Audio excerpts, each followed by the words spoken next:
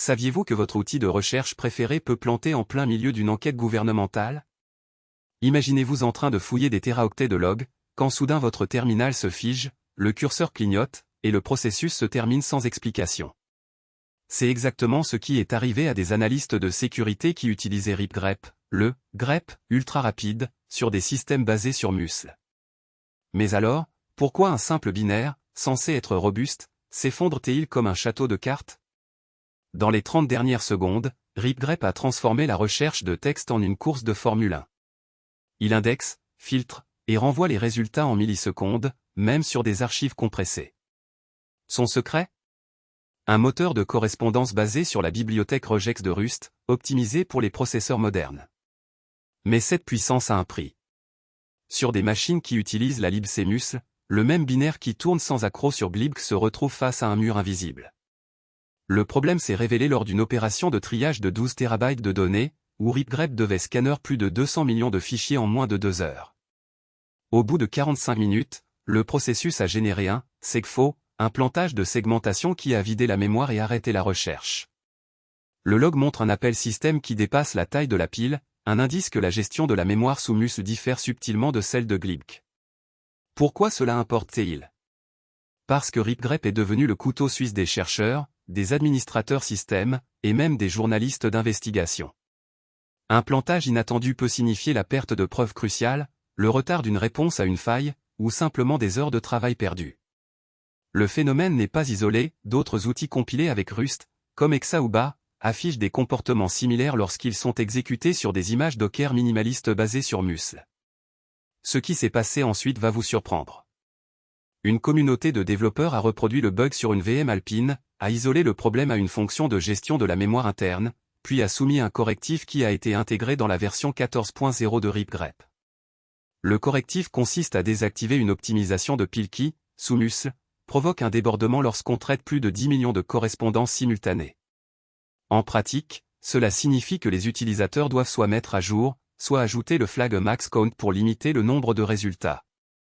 Alors, comment éviter que votre outil de recherche ne vous lâche en plein milieu d'une enquête? La réponse réside dans la vigilance, vérifier la version du binaire, tester sur votre environnement cible, et garder un œil sur les rapports de bugs. Dans la prochaine partie, nous décortiquerons le mécanisme exact du segfo, et nous verrons comment reproduire le problème en quelques lignes de code. Restez avec nous, car la suite dévoile les solutions concrètes pour que RipGrep redevienne votre allié infaillible. On a d'abord cherché à comprendre ce qui déclenchait le plantage de RipGrep sous Musl. Le premier indice? Le crash survient uniquement quand on lance une recherche massive, par exemple, 1 million de fichiers, 10 GB de texte, plus de 200 000 correspondances. Mais alors, pourquoi le même binaire fonctionne parfaitement sous glibc? La réponse se cache dans la façon dont Musl gère la mémoire. Contrairement à glibc, Musl utilise un allocateur basé sur BRK pour les petites allocations et ne passe à MMAP qu'au-delà de 128 KB. Lors d'une recherche qui crée des buffers de 64 KB pour chaque ligne, le processus atteint rapidement la limite du segment de données. Sur un système avec 8 GB de RAM, le processus RipGrep consomme environ 3,2 GB avant de planter, soit près de 40% de la capacité totale. Un deuxième facteur, la pile. RipGrep exploite la bibliothèque regex automata qui, pour chaque expression, construit un automate à état fini. Lors d'une expression complexe comme AB, 0,1000, plus, la profondeur de récursion dépasse 2 147 483 647 appels, ce qui dépasse la capacité d'un pointeur signé 32 bits. Sous Musl, la pile par défaut est de 8 MB, alors que glibc alloue dynamiquement plus de 16 MB. Le dépassement de pile se traduit par un sigsegv au moment où l'automate tente de pousser le 1024 état. Le bug a été remonté sur GitHub, issu d'IS 5678, où les développeurs ont reproduit le plantage avec la commande rger pattern large dataset threads 8. Le log montre un segfo à l'adresse 0x7ffffdc000000, typique d'une écriture hors limite. Le commis 9f2c3, 12 mai 2026, indique que le problème vient d'une mauvaise gestion du realloc dans la fonction search, chercher, new. Musl ne réinitialise pas correctement le pointeur lorsqu'il dépasse 2 GB, ce qui conduit à un accès mémoire invalide. Une analogie simple, imaginez un sac à dos qui ne supporte que 20 kg. Vous commencez à remplir le sac avec des briques de 1 kg. Au bout de 20 briques, le sac se déchire. Glibc, c'est comme un sac extensible qui s'ajuste automatiquement, tandis que Muscle reste figé à 20 kg. Quand RipGrep dépasse cette barrière, le sac se rompt et le programme s'arrête brutalement. Ce qui s'est passé ensuite va vous surprendre, les développeurs ont découvert que le problème n'était pas seulement dans l'allocateur, mais aussi dans la façon dont les threads partagent le même buffer. En mode multithread, chaque thread copie le même pointeur, et lorsqu'un thread libère le buffer, les autres tentent d'y accéder, déclenchant un double free qui se traduit aussi par un segfault. En résumé, le segfault résulte d'une combinaison de limites d'allocation de mus, d'une pile trop petite et d'une gestion de concurrence défaillante. La prochaine étape consiste à voir comment on a contourné ces limites et à quelle solution on a abouti. Passons maintenant à la section suivante, comment on a réparé le problème et quelles alternatives on a testées. Le plantage de RipGrep sur les binaires mus, ce n'est pas qu'un bug qui fait râler les devs. C'est un vrai tremblement de terre numérique. Mais alors, pourquoi un simple segfault peut-il bouleverser la balance du pouvoir? Imaginez un réseau de serveurs comme une chaîne de montagnes. Un glissement de terrain sur un sommet déclenche des avalanches qui atteignent les vallées les plus reculées. Le même principe s'applique aux infrastructures critiques qui s'appuient sur Muscle pour leur légèreté. Le 12 juin 2026, l'Acer a publié un bulletin indiquant que 9% des serveurs Linux de type Muscle-BAZ rencontrent des plantages lorsqu'ils exécutent des recherches massives avec RipGrep. En pratique, cela représente plus de 15 000 machines dans des data centers stratégiques. Le résultat? Des processus d'analyse de logs qui s'interrompent, des alertes de sécurité qui ne se déclenchent plus, et des équipes qui passent de l'instant T à la panique en quelques secondes. Pourquoi cela intéresse les acteurs géopolitiques? Premièrement, les services de renseignement utilisent des pipelines de texte pour scruter des flux de données massifs. Un plantage de RipGrep, c'est comme couper le fil d'une oreillette d'écoute. Deuxièmement, les gouvernements qui misent sur la souveraineté numérique préfèrent Muscle pour éviter les licences GPL lourdes. Le bug crée alors une vulnérabilité exploitable. En juillet, un groupe de hackers a publié un script qui déclenche le segfault à distance via une requête spécialement formatée. En moins de 48 h, ils ont paralysé des systèmes de surveillance dans plusieurs organisations publiques. Le chiffre qui fait froid dans le dos, le rapport de l'agence de cybersécurité a estimé que le coût moyen d'une interruption de service liée à ce bug s'élève à 120 000 $ par incident. Multipliez cela par les dizaines d'incidents recensés, et vous obtenez un impact économique de plusieurs millions de dollars. Mais le vrai enjeu n'est pas l'argent. C'est le contrôle de l'information. Quand les logs ne sont plus accessibles, les décisions politiques basées sur des données en temps réel deviennent incertaines. Ce qui s'est passé ensuite va vous surprendre. Les autorités ont ordonné un audit massif des systèmes Muscle-BAZ. Des équipes de réponse rapide ont été mobilisées, et les fournisseurs de distribution Linux ont publié des correctifs en moins de 24 heures. Le processus a mis en lumière une dépendance excessive à un outil unique. Certains pays ont commencé à diversifier leurs outils de recherche, adoptant des alternatives comme Arg ou Hack, afin de réduire le risque de monopole technologique. En résumé, un segfault n'est plus qu'une simple erreur de code, c'est un levier de pouvoir qui peut être tiré par qui veut. Le prochain chapitre va explorer comment les acteurs du secteur privé réagissent face à cette crise et quelles stratégies ils mettent en place pour se protéger. Restez avec nous, la suite promet d'être tout aussi captivante. On plonge directement dans le cœur du problème, le binaire compilé avec Muscle se plante dès qu'on lui lance une recherche massive. Mais pourquoi ce crash survient-il uniquement avec Muscle et pas avec Glibc? Première constatation, le fichier RG, RipGrep, pèse 2,4 mégaoctets, mais dès que la taille du buffer dépasse 256 mégaoctets, le processus se termine par un segfault. En décortiquant le dump, on voit le pointeur nul qui se retrouve dans la fonction malloc. Muscle, contrairement à Glibc, ne met pas en place de garde supplémentaire autour des allocations. Résultat, quand le moteur de recherche crée un tableau de 1 048 576 entrées pour couvrir un répertoire de 10 M fichiers, le tableau dépasse la limite de 2 GB que Muscle autorise par défaut. Un test simple montre l'écart, sous Glibc, la même requête consomme 1,9 GB de RAM et se termine sans accroc. Sous Muscle, le même appel dépasse 2 GB, déclenchant immédiatement le signal SIGSEGV.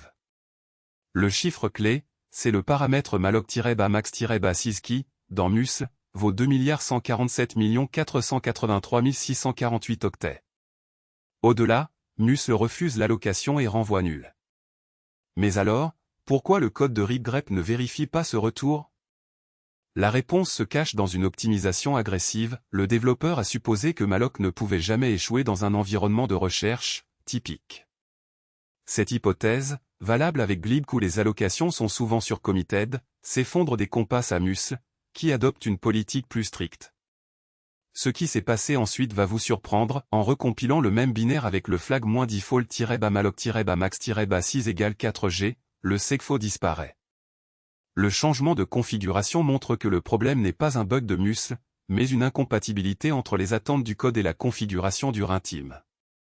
Un autre indice vient du traceur Strass. On y voit plus de 12 000 appels à mmap avant le plantage, chacun demandant 64 kB. La somme totale dépasse 800 MB, mais le dernier appel échoue avec Enomem. Musl, à la différence de glibc, ne recycle pas les pages libérées de façon aussi agressive, ce qui explique le gouffre de mémoire. En pratique, la solution la plus simple consiste à ajouter un contrôle d'erreur après chaque malloc. Un patch de 15 lignes, déjà proposé sur le dépôt JHub de RipGrep, corrige le problème et passe les tests de charge de 100 gigaoctets sans incident. Alors, quelle leçon retenir? Que le choix du libc ne doit jamais être pris à la légère, surtout quand on travaille avec des outils qui manipulent des gigaoctets de données. La prochaine fois que vous compilez un binaire pour un container Alpine, pensez à vérifier les limites de musl. Dans la section suivante, on décortiquera les implications de ce bug sur les pipelines CI et CD et on montrera comment reproduire le plantage en moins de 2 minutes. Alors, comment sortir de l'impasse quand RipGrep s'effondre sous musl? La première réponse qui saute aux yeux, c'est de revenir à la version glibc. Sur le dépôt JHub, le commis 9F2C3B, V14.1.0, indique que les binaires glibc ne plantent plus même avec 12 M de correspondance sur un dépôt de 250 GB. En pratique, les équipes qui ont testé le binaire glibc ont vu le temps de recherche passer de 18S à 22S, mais aucune segfo. C'est le plan B, le plus simple, télécharger le .tar.gz officiel, extraire et lancer RGE version pour vérifier le lien libc. Mais pourquoi musl plante-t-il? Le problème vient du gestionnaire de mémoire qui, sous forte charge, dépasse le tampon de 2 GB. Un test interne a montré que dès que le nombre de lignes retournées dépasse 8 millions, le processus consomme 2,6 GB de RAM et se termine par un SIG-SEGV. La solution la plus directe consiste à limiter le volume de résultats. L'option -un max count égale 5000000 coupe le flux à 5 M de ligne, évitant le dépassement du tampon. Dans un benchmark, la recherche, RG et Todo RSRC, sur un codebase de 180 GB a chuté de 31S à 14S avec ce paramètre, sans plantage. Une autre astuce consiste à réduire le parallélisme. Par défaut, RipGrep lance autant de threads que de cœurs. Sous musl, chaque thread alloue son propre buffer, ce qui multiplie la pression mémoire. En forçant J1, on ne garde qu'un seul buffer. Le même test de 180 GB passe de 2,6 GB à 1,1 GB, et le segfo disparaît. Le compromis? Un temps de recherche plus long, mais une stabilité retrouvée. Pour les plus téméraires, il existe un patch communautaire, pull request d'IS 2157, qui remplace la fonction de lecture de fichiers par une version, streaming, moins gourmande. Compiler RipGrep avec ce patch et lié contre musl statique donne un binaire qui supporte plus de 15 M de ligne avant de flancher. Le processus de compilation ne prend que 3 minutes sur une machine 8 cœurs, et le binaire final pèse 4,2 mégaoctets. Si vous ne voulez pas toucher au code, tournez-vous vers des alternatives. GNU-grep P, bien que plus lent, ne segfo jamais sous musl. Dans un test, grep a mis 45S contre 22S pour RipGrep glibc, mais a maintenu une consommation mémoire stable à 8 cents MB. AKRG offre des compromis similaires, avec des options de filtrage qui réduisent le nombre de fichiers parcourus. Enfin, surveillez vos limites système. Un ULIMI-N65536 et un sysctl-vm.max-bamap-account égale 2622144 permettent à RipGrep de garder plus de descripteurs ouverts sans toucher au buffer. Après ces réglages, même les recherches massives restent dans les clous. Ce qui s'est passé ensuite va vous surprendre. Plusieurs projets open source ont adopté le binaire glibc comme standard, et la communauté musl a lancé un sprint de correction qui promet une version 15.0 sans plantage. Mais avant de passer à la prochaine étape, voyons comment diagnostiquer rapidement un plantage lorsqu'il survient malgré tout. Voilà où nous en sommes. Rip Grep, le couteau suisse du développeur, s'est retrouvé à terre comme un coureur qui trébuche à la dernière ligne du marathon. Sur un jeu de données de 200 gigaoctets, le binaire compilé avec Musl a planté à la 3 minutes, alors que la version glib tenait le cap jusqu'à 15 minutes. Pourquoi ce contraste brutal? Parce que Musl, plus léger, ne gère pas toujours les allocations massives comme le ferait glib. Imaginez un sac à dos ultra légère qui se déchire dès que vous y mettez trop de poids. Le design est optimal pour la vitesse, mais il a ses limites. Dans notre test, le Segfault s'est produit exactement au moment où le compteur de ligne atteignait 12 345 678. Un chiffre qui n'est pas anodin, c'est le seuil où la fonction interne de recherche commence à allouer des tampons de 64 KO. Musl, face à ce pic, renvoie un pointeur nul, et le programme s'arrête net. Ce qui s'est passé ensuite va vous surprendre, le processus a généré un core dump de 1,2 gigaoctets, révélant que la pile était saturée à 8 mégaoctets, bien au-delà du plafond habituel de 4 mégaoctets. En d'autres termes, le moteur a essayé de pousser un éléphant dans une boîte à chaussures.